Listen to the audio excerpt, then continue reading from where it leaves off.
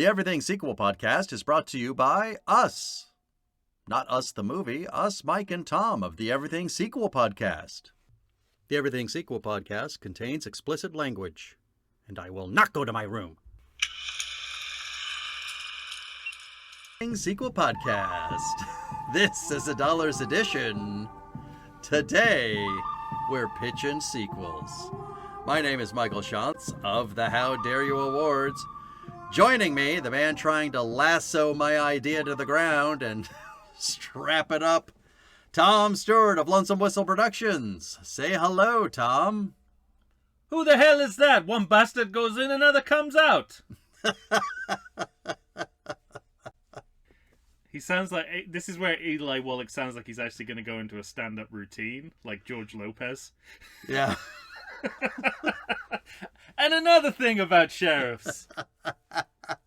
They're always confiscating your weed. They're always taking your shit.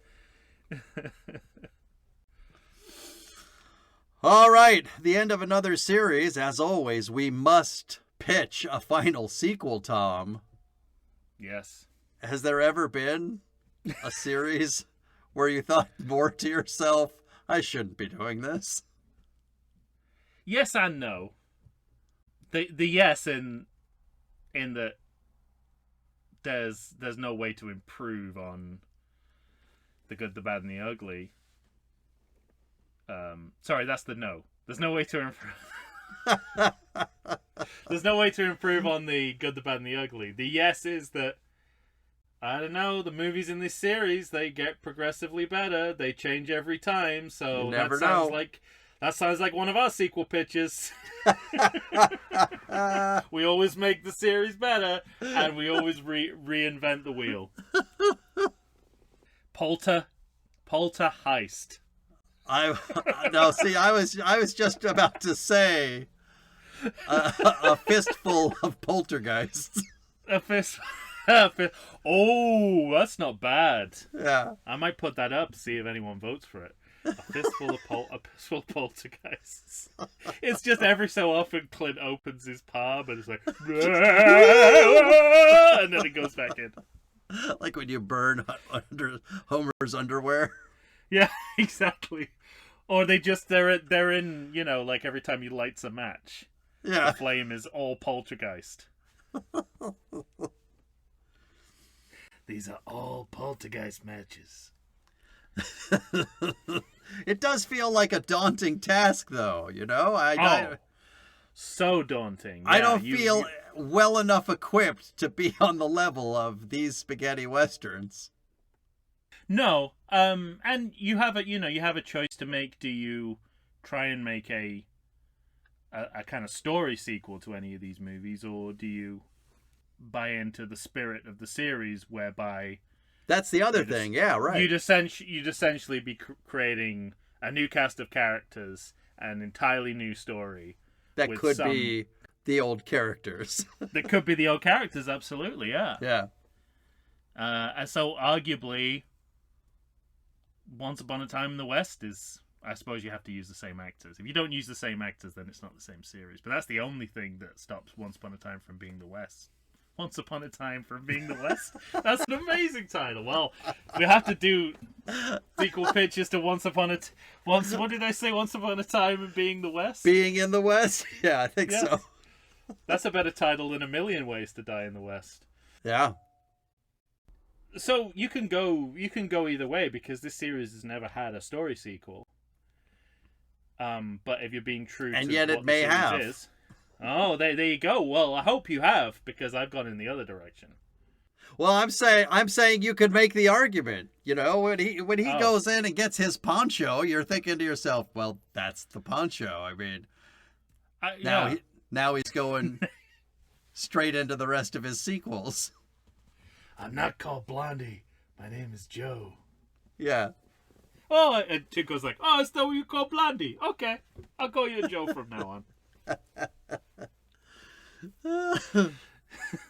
Hopefully my brand face Eli Wallach is coming across more as George Lopez than minstrelry. Yeah, there were moments where I thought, can I bring Tuco back But then when you start deciding, is this a year later? Is this 20 years later? 20 years later, wow. If it's 20 years later, that doesn't seem like a good time for brownface. Well, the time machine, well, I don't know. That would be the 80s. Gandhi.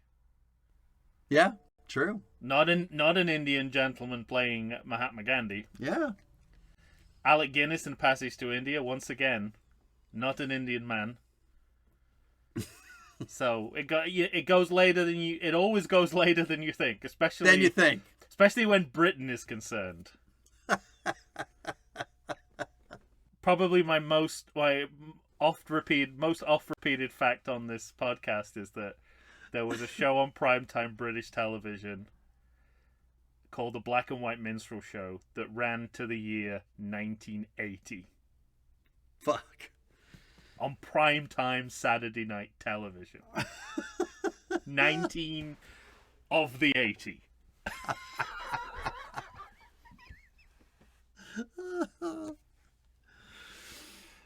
Yeah, it's right up there with Soul Man with C. Thomas Howell.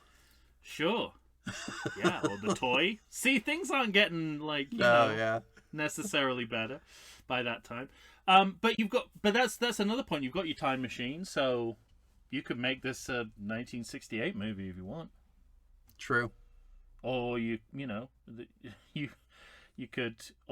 could make Lee Van Cleef and Eli Wallach outlive their own deaths. Mm-hmm. And join Clint in the living death he's currently... No, that's not fair. He's not currently...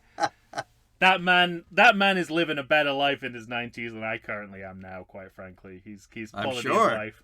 He's directing a movie every 6 months, it seems. Well, no, I think he's slowed down. Now it's one every year or two. Oh my god. That time there was that period where he did Flags of Our Fathers and The Sands of Iwo Jima. Sands of Iwo Jima, same I'm going to make year. my two biggest movies now. Now I'm old. When most people are retired. Yeah. I'm going to start really pushing myself. Both of those are really good movies, too. I think it's time to get busy. Yeah. Yeah.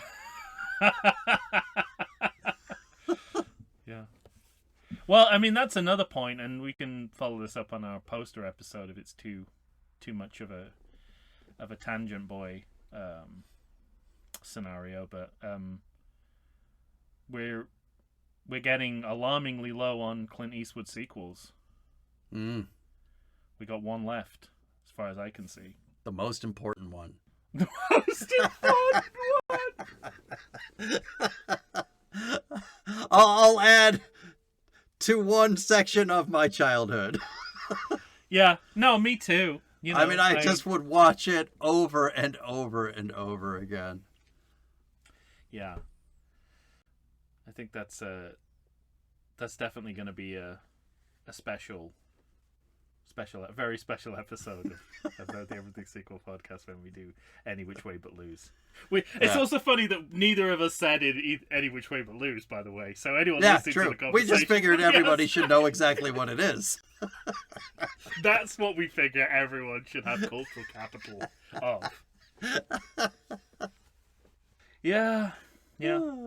So, there's different possibilities. Like you say, it's daunting because of the quality of those movies and the inventiveness of them as well. That's such a high standard of inventiveness to try and match, even in the scenario stage, which I think you pointed out that that's a good job for us to be the people who write the scenarios of films.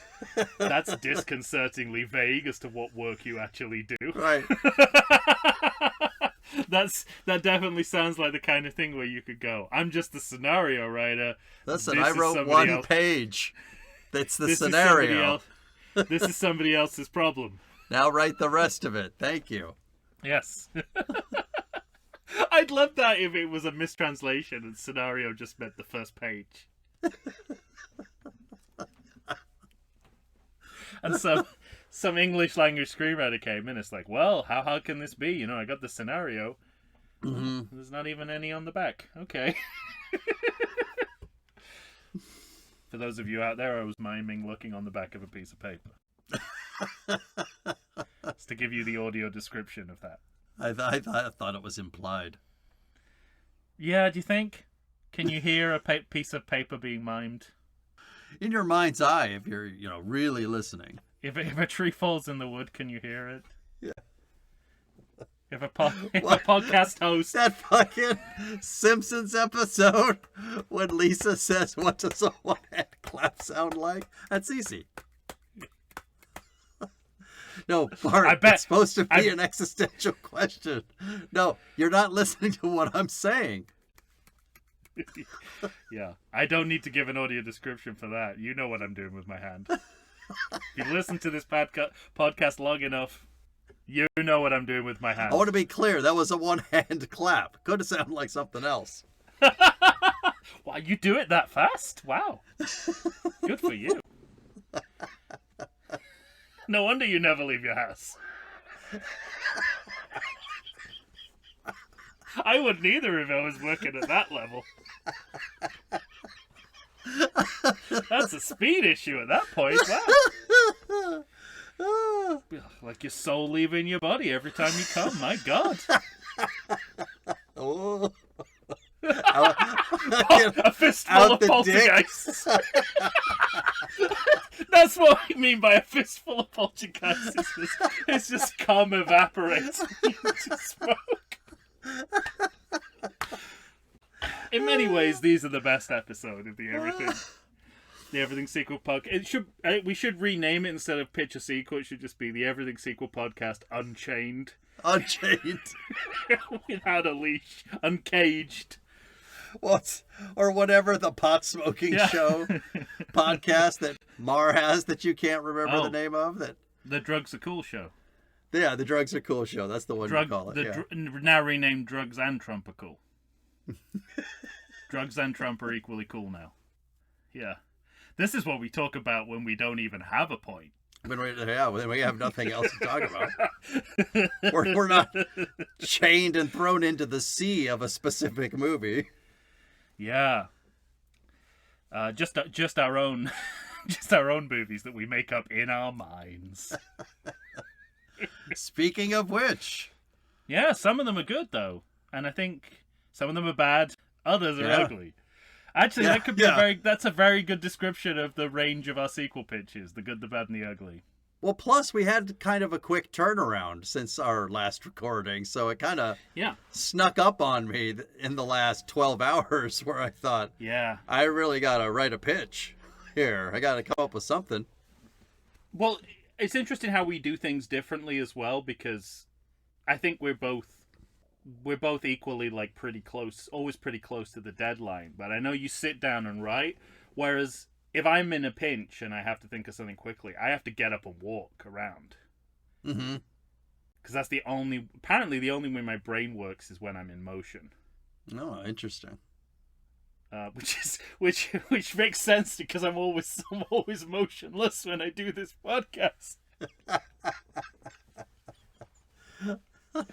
But anyway, I had to get up, and I was actually watching. My son had a little league practice, and I just kind of, I've seen him throw a ball before, so I didn't feel like I needed to stay too close.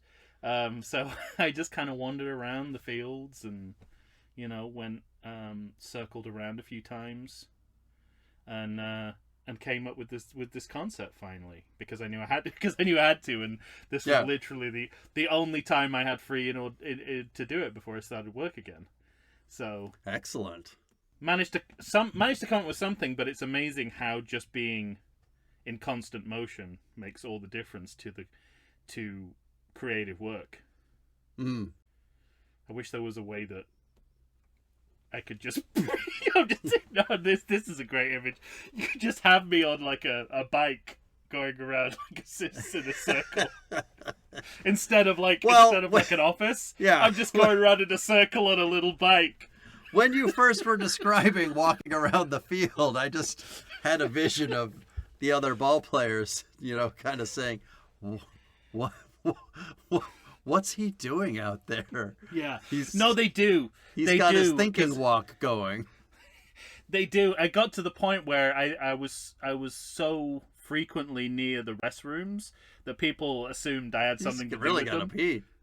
No, Is he embarrassed like, about peeing? Why doesn't he go in there and pee? Go ahead, go pee. Well, other dads, I think, at some point thought I was some kind of attendant because they keep asking, "Are they open today?" And I'm like, "Yeah." And rather than sort of say, "I'm nothing to do with the restaurant," Yeah, like any normal person, I go, "Yep, they're open. Yeah, check them out. They're fine. Go ahead."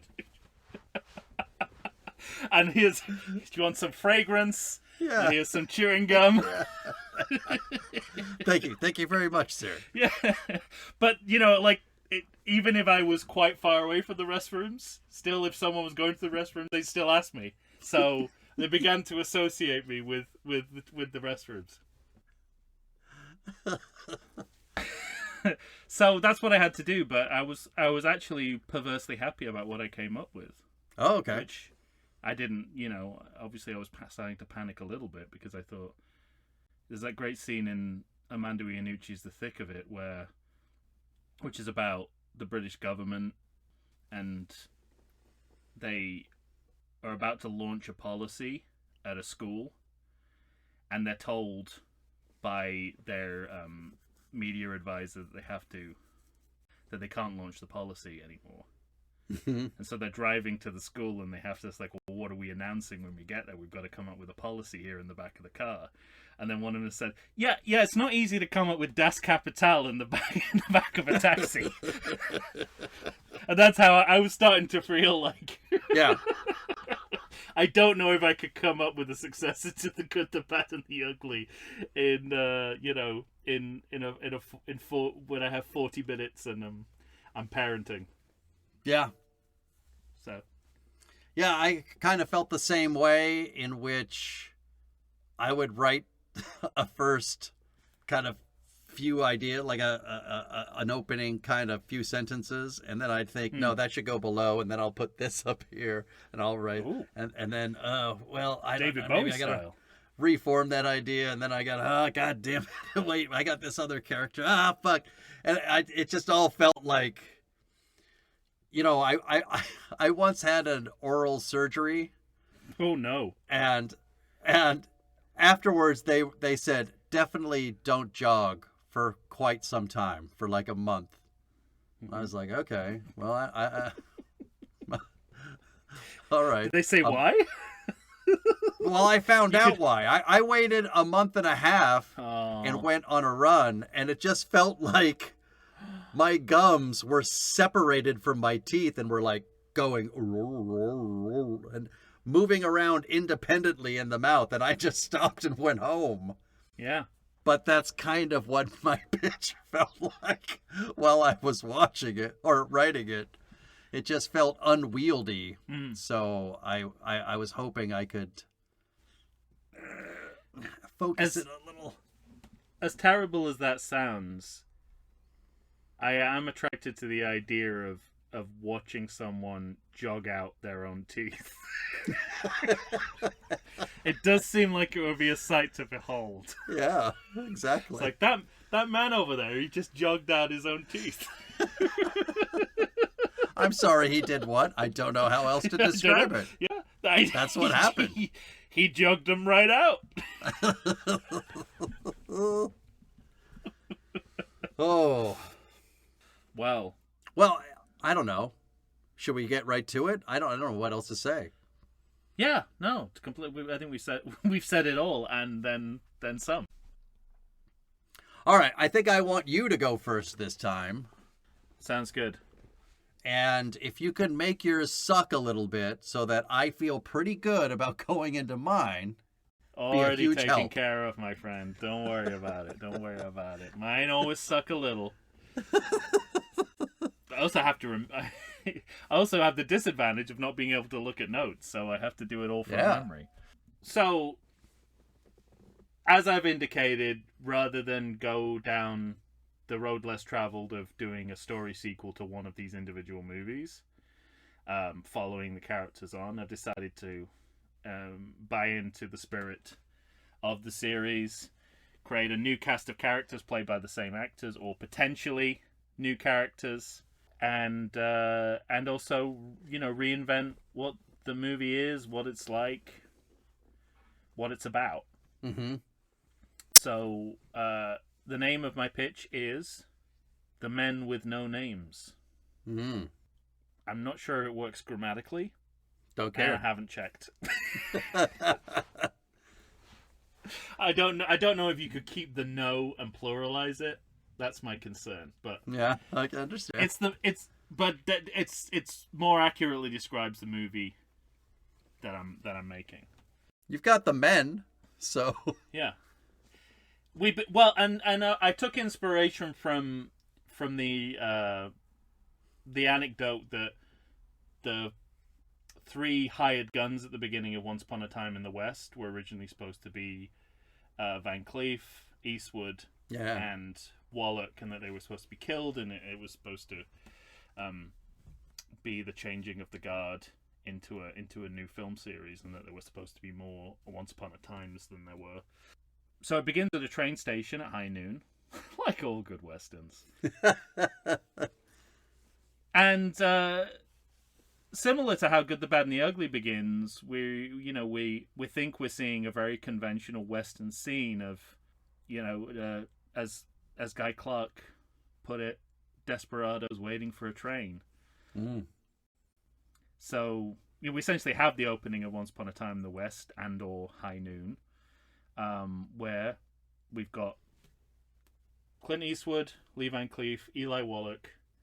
They arrive at the station, and they're and they're waiting for him it seemed to be waiting for their man to arrive on the train to gun them down, as happens at the beginning of Once Upon a Time in the West. So, you could probably make this last about a good 20 minutes, the sequence. Sure. That's the other advantage of pitching sequels. It's going to be directed by Sergio Leone. Yeah. And you don't even have to think about the scene. He'll make it all happen. So the train arrived after a long period of waiting. The train and everyone around the train, the tickets, ticket sellers, and everyone around the station starting to get edgy. The train arrives, and down steps the actor Woody Strode. Hmm. Now I had several thoughts about this. Woody Strode, who played one of the hired guns at the beginning of Once Upon a Time in the West as well. So I knew I wanted to add a 4th character here, because we've added a character every movie. So this is the 4th movie, so we need a 4th to complete the quartet. And I'm making it Woody Strode for a couple of different reasons. One of the few African American actors who was in westerns of that period. But I thought originally I thought of making this guy James Coburn to sort of play into the Magnificent Seven of it all. But I like the idea of Woody Strode. He's got James Coburn has a Leone connection as well, because he was in Fistful of Dynamite. But Woody Strode was in Once Upon a Time in the West, and obviously he's got that link to the Hollywood Western through The Man Who Shot Liberty Valance, that kind of thing. And I like the idea of him being an African American. Also with Van Cleef. Yeah, and I like the idea of him being an African American for the way that the story's going to go. Hmm. So he steps off the train. We have what seems to be the beginnings of a standoff between them, and then just at the we have a somewhat tongue-in-cheek version of the finale of The Good, the Bad, and the Ugly with the montage of eyes darting between each other. And then at the very last moment, the moment where they look like they're about to... We have similar ideas going at the beginning of our films. Really? Okay. Yeah. But different, but wholly different as well. Okay, good. Yeah. Well, that's the thing. I think if you look at For a Few Dollars More and The Good, the Bad, and the Ugly, they end the same way, but you still feel like they're hugely different endings. And then just at the moment in which one of the they're about to draw on each other, suddenly out of nowhere, big marching band arrives. The governor's in town. He's running for re-election. And noon is the beginning of his campaign, which begins, as The Simpsons have told me all politicians' campaigns in this era began, at the back of a train at a station, waving goodbye to all the people. So he's about to head off. This is his big send-off for his for his campaign, where he's going to visit all the towns in the territory and campaign for re-election. But he sees there are these four gunfighters about to draw on each other, and so like, you know, the governor's best man sort of sidles up to the ticket master, and he says the governor's going to do his open his campaign here. We can't have this gunfight going on here. This isn't the image he wants to get across. And you know, ticket sellers he's like, can you stop these guys doing this? They say, well, I can't, but you know, I'm sure, you know, you could I'm sure you could buy them off, and that's the only thing that will do it. So he swims in and offers them both of them big bags of money each, and they reluctantly agree. He says, go and do this one town over at the next stop. and we'll pay you all this. So they reluctantly take the money and then get off the train, and then the governor begins his campaign as planned. And then they make it onto the train, and they're all holding their gun on their mark, just waiting to get to the next station. But then a couple of seconds into the journey, once they've cleared the station and they're out of sight, they all put their guns away, and they're all working together. This is all one big grift. Nice. They've been doing this all over the frontier. They've been scanning the newspapers for when politicians are doing speeches at train stations, and they're setting up this gunfight scenario and then getting paid off to do it. So this part is going to surprise you. Okay. But the series gives me license to do it, or at least one of these movies does.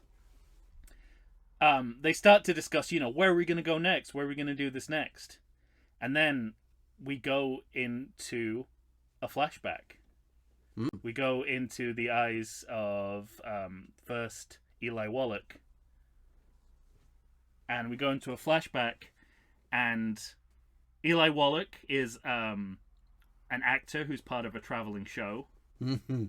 And he's arguing with the owner of a saloon that he performed him. He refuses to pay him. He said, you didn't get the audiences you were supposed to. People weren't really drinking. I can't pay you.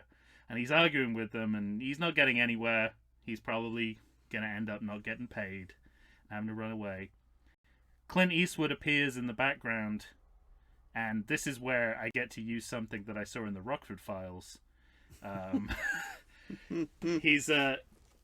He has his own little mobile, as Rockford did, his little mobile business card printing machinery. He can make fake business cards, and he makes a fake business card of himself. He's the manager of the amazing Lucille, who is this female singer touring the West, and he's saying, I wanted to book this saloon, but if this is how you treat your performers, I'm not sure Lucille's gonna play here. And so this guy immediately pays Eli Wallach and his troupe, because this guy's pretending to be this theatrical manager, and Eli Wallach confronts him on the outside. He says, okay, he says, good grift, but I didn't ask for your help, so you're only getting 10%. That's an agent's fee. And Clint says, I don't want anything. Just remember, when you leave the stage, that's when the acting really starts.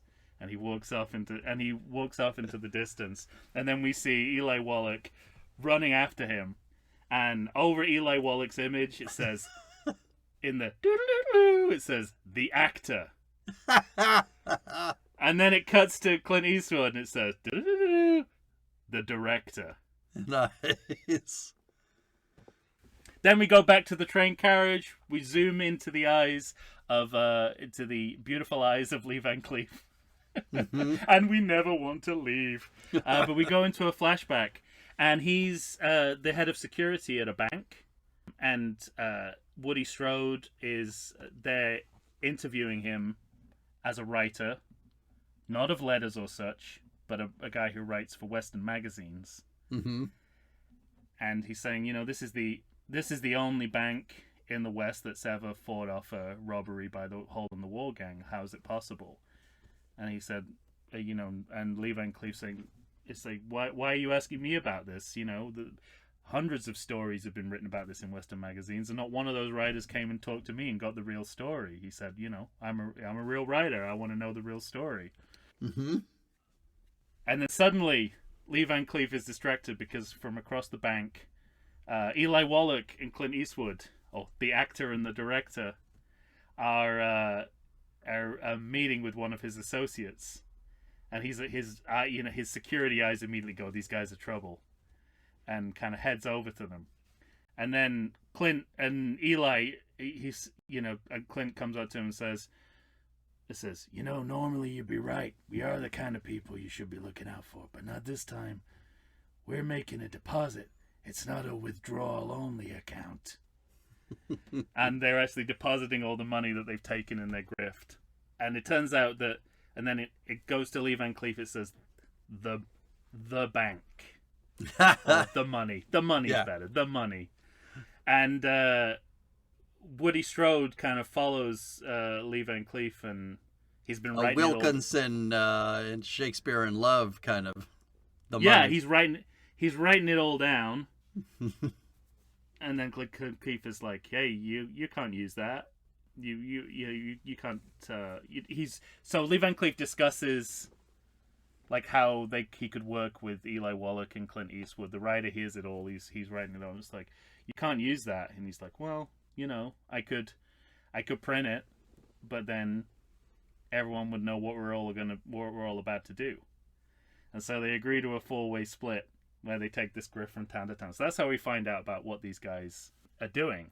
Mm-hmm. So they're saying, no governors, no, can't see any politicians. And then they turn the page and they realize there's a guy who's starting his presidential campaign from a station that's coming up. And they're like, okay, well, what do? We can't do the same old grift. This is a presidential campaign. We've got to change everything.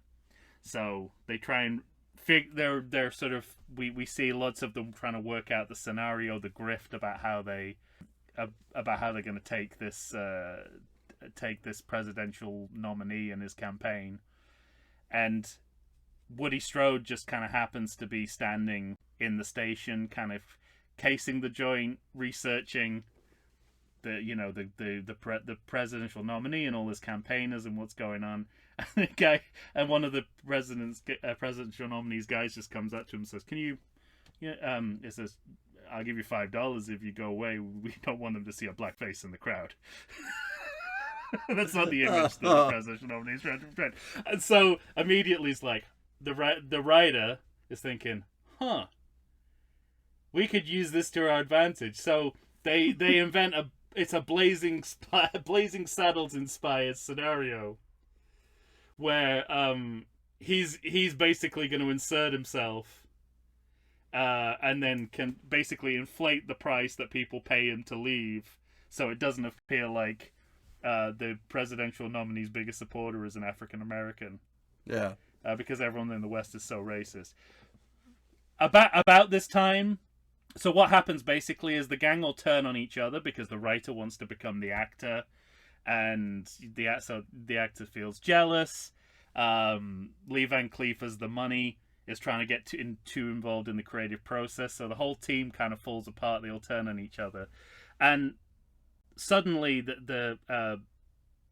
there's a local sheriff figures out the grift that's been going on and tracks them down, and then sends a posse to go in and try and stop him. So it's all going to culminate in this final set piece where the big grift is either going to fall apart internally because of their conflict between each other, or this posse who's found out what they've been doing in every town and every train stop on the railroad route is going to stop them from doing it.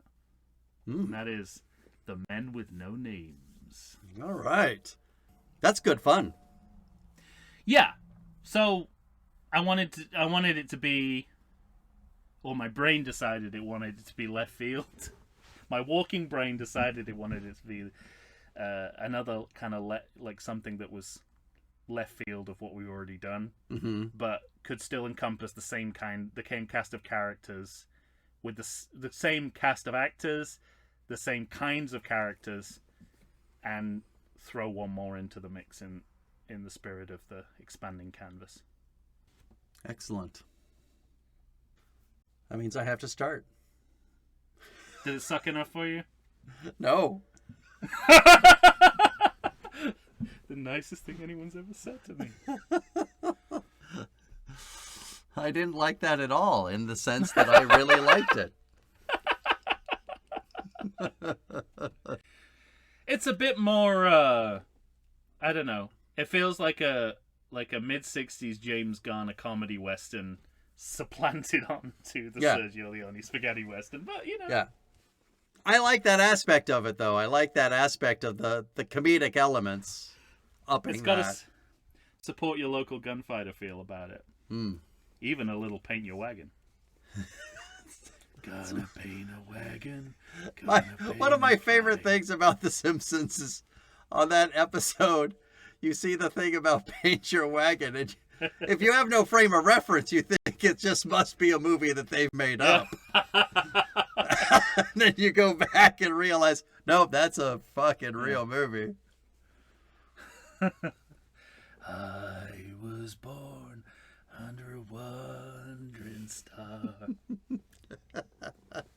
It's like that. I don't know. You've seen Gran Torino, I'm assuming. Yeah. Clint, so, like, in the credits, Clint sings the first half of the Gran Torino song, and then they have, like, this young jazz singer, Jamie something, kind of pick it up halfway through, and it sounds like Clint died halfway through the song, and then someone grabbed the microphone and finished it off. In the studio? Yeah. And then it just ends with R.I.P. Clint Eastwood. Yeah. To the memory of Clint Eastwood. Yeah. And it's just him face over a piano like that. Never forget. Never forget. No, he's still alive. I imagine that young jazz singer, whoever he is dead now, and Clint's still alive. Yeah. All right. Should I tell you my title, or should I give you my cold open? It's implied in our mandate that you do. Well, but the hard part is I came up with two titles and I never really picked one. I think the movie with two titles. Yeah. Well, one title I came up with was The Last Money. Oh, I like that. But Bet you don't want to tell me the other one now, do you? I know, No, right? I got that Oh, right. he likes that one. I should shut the fuck up. Yeah, I was trying to do something with dollars and gold. Dollars and gold. But The Less Money is excellent. But then that's when I had one idea in my mind for a movie that this movie did not become. Yeah. And I also came, like, to fit this narrative, I came up with A Fistful of Redemption. Ooh. Well, I mean, there's other fistfuls, isn't there? Fistful of Dynamite. So, I like that. Fistful of Redemption. Very biblical. Yeah. Also.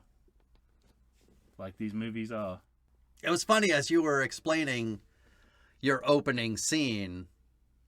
I'm hooked into, well, first of all, I'm hooked into the idea of us catching up with the actors, not necessarily the characters. Yeah. I think you kind of got to. We're recasting. Oh. And then, but with, not recasting, but like recasting characters, not actors. Oh. But that's a good description of what these movies do. Yeah. But also with the caveat and the idea that, yes, they very much could be all the people that we've already been dealing with. Right.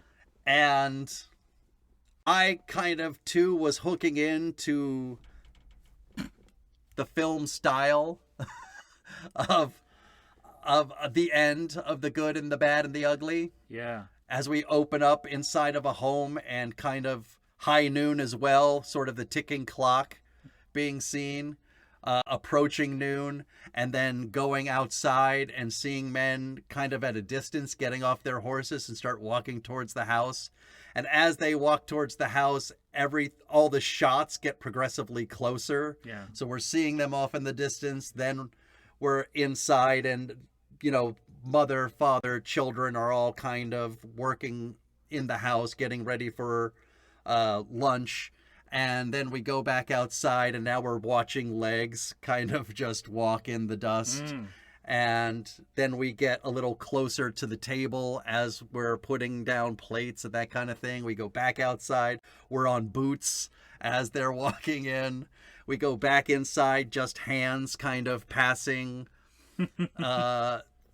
scooping food and that kind of thing. And then we get sort of just feet walking onto the porch, just eyes looking up. What's that? And then the door gets kicked in.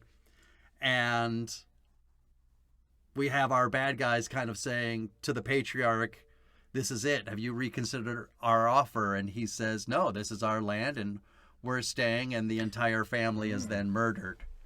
And also very Once Upon a Time in the West, yeah. Yeah. So we cut to credits.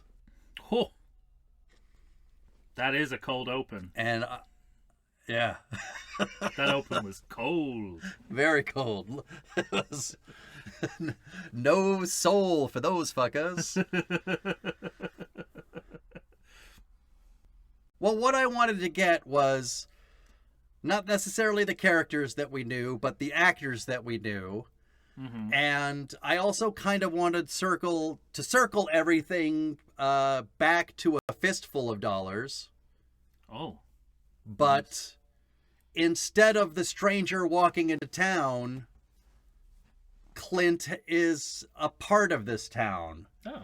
And it's an older guy, say 10, 15 years since we last saw him, which could be last saw him Good, Bad, and the Ugly in how the movies were released, or if you subscribe to the theory that that's the first movie 10 or 15 years after for a few dollars more. Right, got it. But wait, so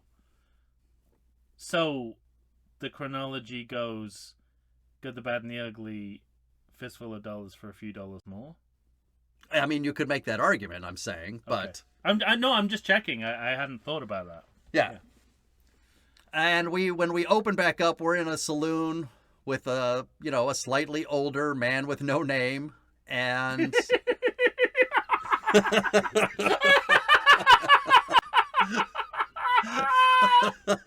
The slightly older man with no name. That's like a Mad Magazine parody of the man with no name.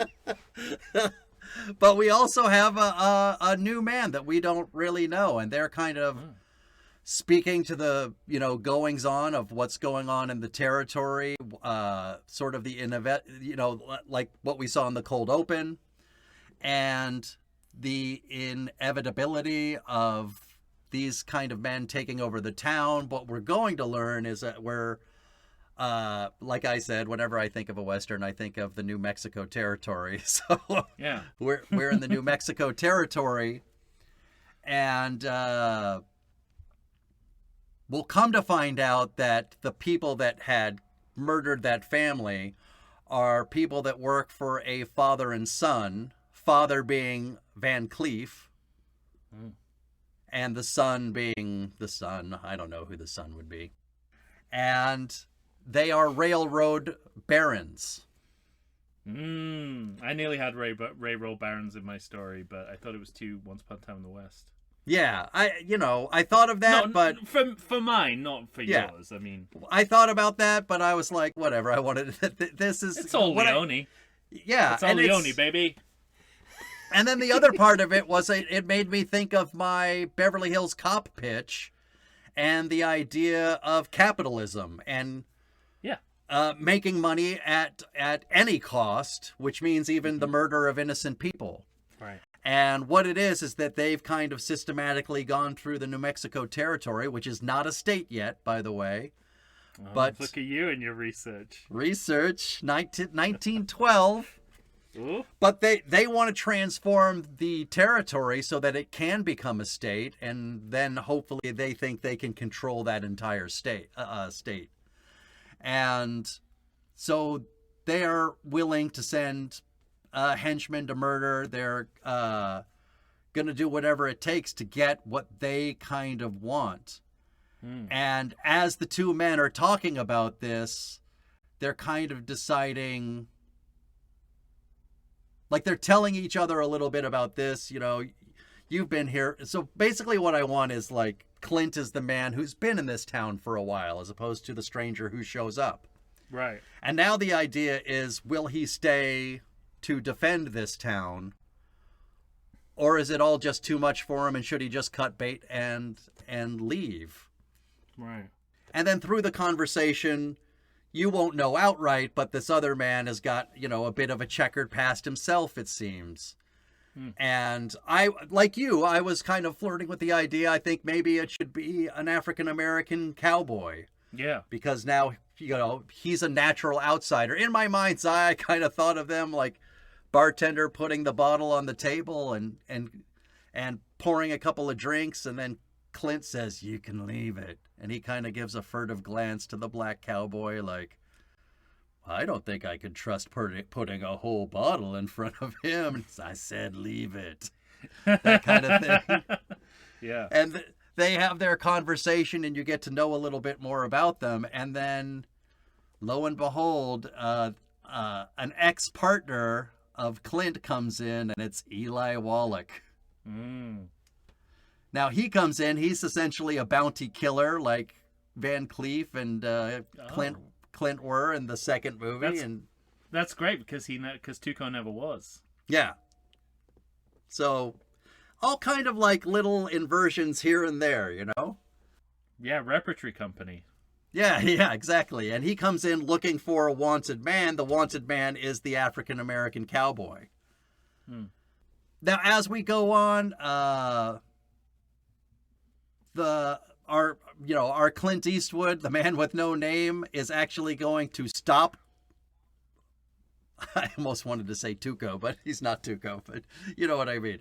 What do you that was the other things, like that's why I went with like the names. Yeah. I came up with because then I didn't have to rename them. I came up with no names. The other man with no name. Yeah. The slightly younger man with no name. The black man with no name. The black. Oh no! That's terrible. Don't call it that.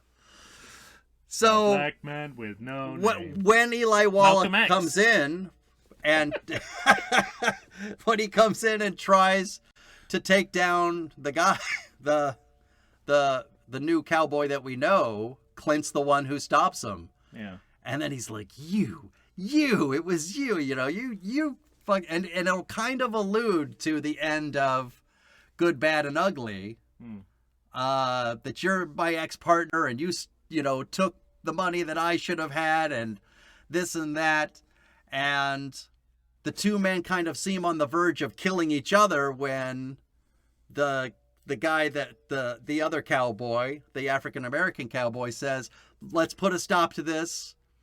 What you're fighting over is peanuts compared to money that I have hidden away. And I've just had an idea, but I'll tell you what. If you stay in town and fight for the town that you live in now, and you stay and fight for this town, then I'll split the money with you. And so they're all coming together to fight the railroad barons, and what we're going to come to find out is that the African-American cowboy, probably also because he's African-American and was underestimated, he is the only man who has gotten away with stealing anything off a moving train that the barons owned. Wow. And it's sort of like the one blemish on their record that they have always wanted to rectify. Oh, we do have similar ideas. Wow. Yeah, doesn't it? I mean, like, as you were going on with yours, I'm like, oh, we're playing in the same sandbox. Yeah, definitely. So, yeah, at a certain point, the beer barons, I keep almost saying the beer barons. Oh, The Simpsons is just ingrained, isn't it? But at a certain point, the railroad barons are going to catch on to the fact that this guy is the guy that had stolen their safe full of gold coins, and now all bets are off. They're, going to smite the town, and we have the eventual face-off between good and evil. And the ugly. And the ugly. And that's a Fistful of Redemption. Oh, so you've settled on that. I mean, I guess. Yeah, you can't really call it The Last Money. There's no final amount of money in right. it. I mean, you're still... There is still that last money, the gold coins, but not enough to kind of... It's not like the whole movie isn't... I'm playing with themes and ideas of a different kind of Clint in this movie. And he's got his own past that could essentially be everything we've seen in the Dollars trilogy. Mm-hmm. But now he does want to redeem himself. He wants to fight for something. And he wants to believe in something and stay for something and be there for something. And that's this town. He's stuck in the Daniel Craig Bond cycle of he might be Bond just starting out, or the entirety of the Bond series could have happened between Skyfall and Spectre. Yeah. Interesting. Great, yeah. I thought of another title that it would have to be a different movie because it describes your movie even less. The Last Money Standing. Oh yeah, because there's that remake of Fistful of Dollars called Last Man Standing. The Bruce Willis, yeah. Walter Hill movie. Yeah, double remake. Mm-hmm. Right. How many double remakes are there? Because Fistful of Dynamite, Yojimbo, Fistful of Dynamite. Sorry, Yojimbo, Fistful of Dollars, Last Man Standing. That's Magnificent good. Seven, of course. Seven Samurai, Magnificent Seven, Battle. Another Magnificent Seven. Oh, well, those are sequels. I was thinking we could do that series because it's got an original and a reboot, so it's good for. Yeah, that's what I mean. Yeah. It's good for us, but other double remakes. Maybe this is something our listeners can... certainly A Star is Born. Like 3 or 4 times. Yeah. And there's even one, one of the versions of those isn't even called A Star is Born. It's called What Price Hollywood. Mm-hmm. Yeah. Okay. Star is Born. Interesting. But I suppose in this category it would be like a reimagining too.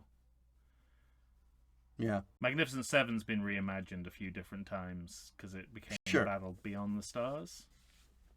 Is that? You think that? Yeah. Okay. I think that wasn't it? I don't know. High Noon with It's Outland. been a long time since I have watched Battle Beyond the Stars.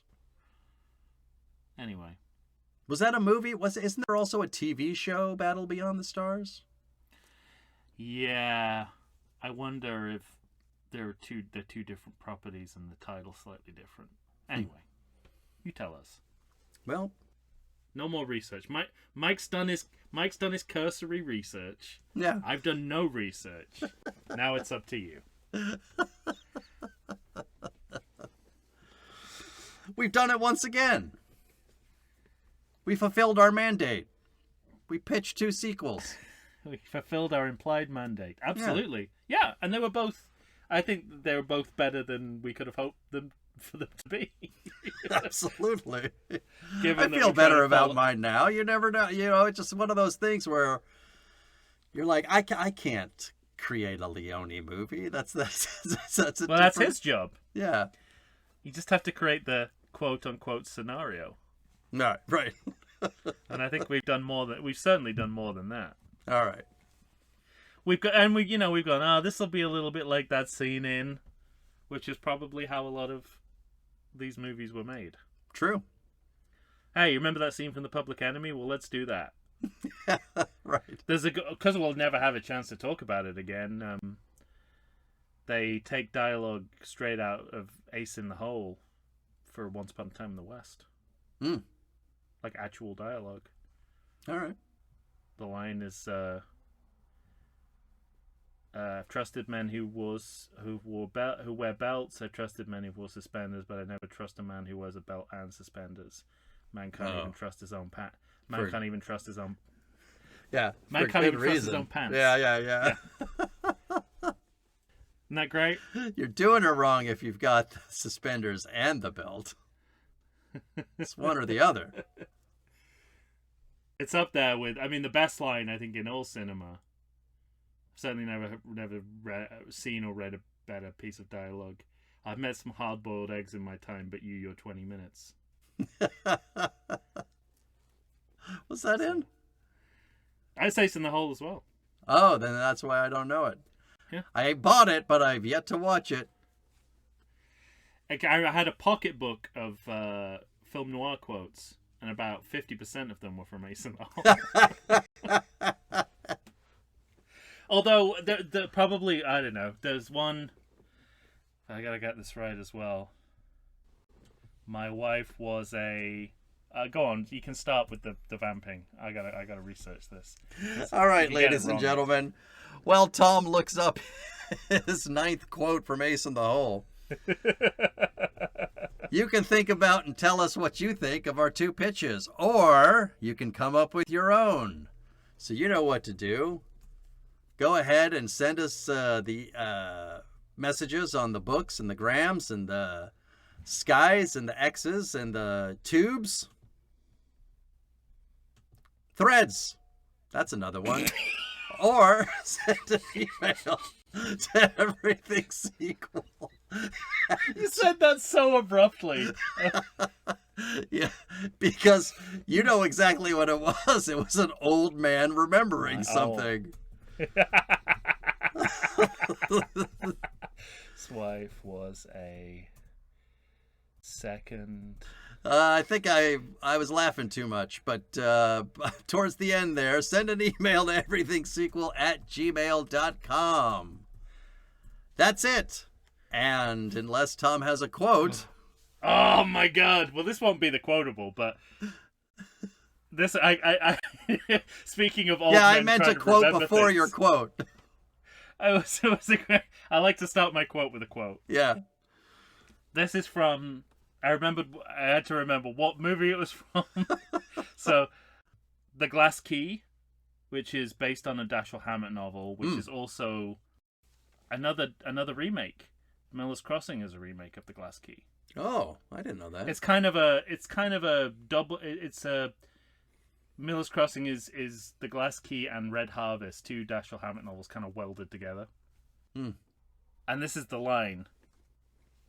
My first wife was a second cook at a third-rate joint on 4th Street. Oh, nice. I think, if I remember correctly, it's William Bendix who says that line. That's good. Just luxuriate in that. Mm-hmm. I think the person who wrote that immediately committed suicide, because there's no... If you've written that line... You wouldn't get out of bed ever again, right? I think the person that wrote that was sitting at his desk like this and then gave the Anthony Michael Hall Breakfast Club self-punch in the arm. Good job. Killed it. I think so. And then if it was an episode of The Twilight Zone, the line would be covered in blood and no one would know he ever wrote it. And then the camera would pull away from him and it would just be... No. Great. Oh. Okay. All right. And that's it. Let me lead you in, sir. Before you. This isn't clunky at all. Before you clunk this up into God knows what.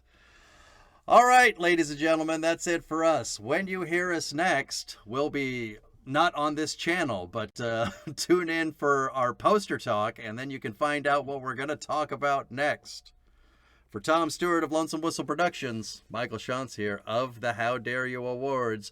We will be back. Say goodbye to everybody, Tom.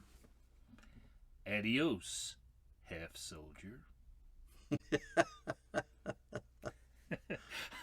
I wanted to get Lee Van Cleef in because none of the quotables have been from him so far. Yeah. But also, I think I lent a little too hard on the Charles Bronson there.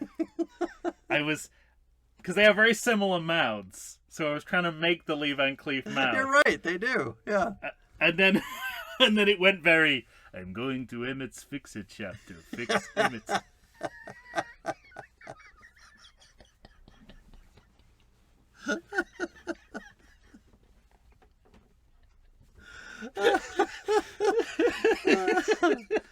Oh, that's too much.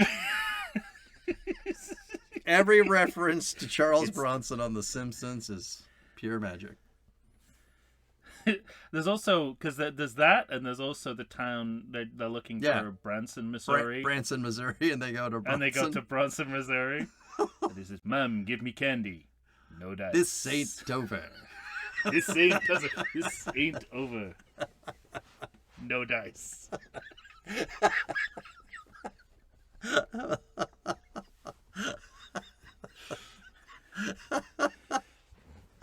I don't know if we've ever officially recommended it, but you should go out and watch The Simpsons. It's a really good TV show. It's fantastic. Yeah. Those first 10 seasons are pure magic. There's not many shows you can say that about. Yeah. All right, thanks for listening, everybody. Tangent over. Over. We'll be back. The Everything Sequel podcast has a sequel.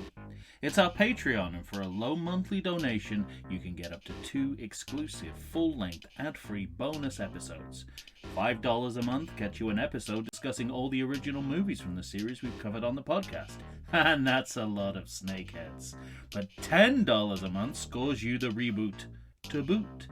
Support Everything Sequel on Patreon and reap the benefits of amazing brand new content you quite literally can't get anywhere else. Got more money than sense? We also offer one-time payments that will get you in the driver's seat of the podcast. Maybe even the passenger seat. That metaphor doesn't work, but our show does. So join the Patreon and believe the hype. It's a sequel.